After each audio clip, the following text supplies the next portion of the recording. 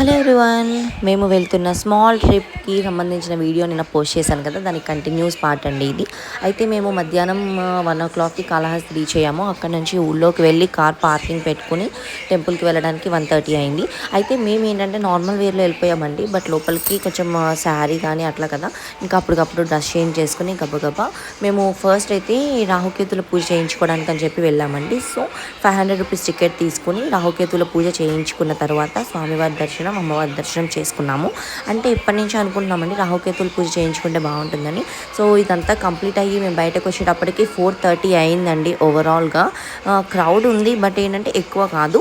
ఇంకా అక్కడ నుంచి బయటకు వచ్చిన తర్వాత మా మావయ్య గారు వాళ్ళ ఫ్రెండ్ ఉన్నారు, మావయ్య గారు వాళ్ళ ఇంటికి వెళ్ళి భోంచేసి చేసి ఒక 1 hour ఆగి ఫోన్స్కి ఛార్జింగ్ పెట్టుకుని మళ్ళీ కార్ పార్కింగ్ ఏరియాకి వచ్చేటప్పటికి ఓవరాల్ మొత్తం అంతా మబ్బు పట్టేసిందండి. ఇగోండి ఇక్కడ కనిపిస్తుంది కదా మీకు, మొత్తం మబ్బు పట్టేసింది. ఎప్పుడు వర్షం పడిపోతుందో తెలియదు. ఇంకా నైట్ మళ్ళీ లేట్ అవుతుంది ట్రావెలింగ్ అన్న ఉద్దేశంతో ఎర్లీగా స్టార్ట్ అవుదాం అనుకున్నాము. కానీ మేము స్టార్ట్ అయ్యేటప్పటికే 6:30 అయిందండి.